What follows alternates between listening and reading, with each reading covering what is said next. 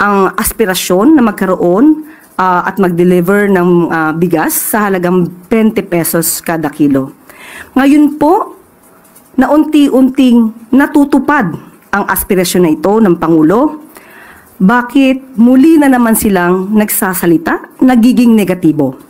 Muli, uulitin natin, ang gusto po ng Pangulo, ng Pangulong Marcos, ay ma-deliver sa taong bayan ang bigas sa murang halaga.